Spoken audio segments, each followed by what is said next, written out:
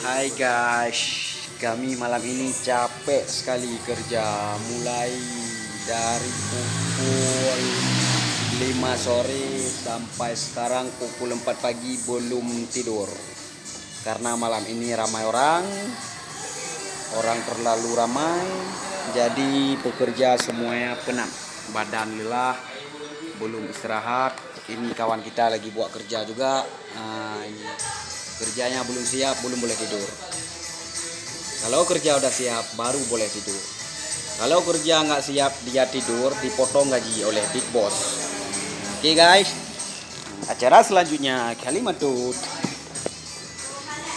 Nah ini kawan-kawan ya, kawan-kawan kita lagi duduk santai. Customer sudah nggak ada. Oh kalem.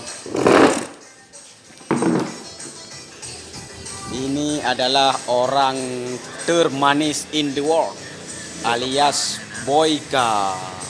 Dia duduk diam-diam sekarang, sudah jadi big boss. Sekarang banyak sombong dengan kita orang, duduk diam-diam menjadi situ. Ini teko besar. Nah, ini teko besar juga kita punya kawan ini. Tengok sinilah kawan, mari. Iya, banyak handsome ya. Walaupun dah tua masih handsome nih orang.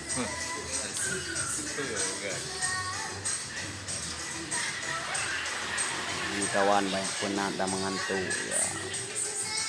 Yang mengantuk dia banyak penat. Ini kawan-kawan kita lagi main game juga. Ini kawan seorang cewek, dia belum tidur juga nih. Seorang lagi asik nonton sinetron. Ini seorang sudah pening. Ini seorang dia sudah pening, kerja penat tadi, banyak capek. Iya dong. Lu. Ya. Guys.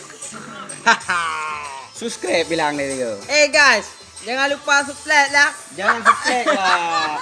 Subscribe, like channel ini juga. Jangan lupa subscribe channel ini bersama Lionel Andres. Ya kepeti, kadang ngaji juga.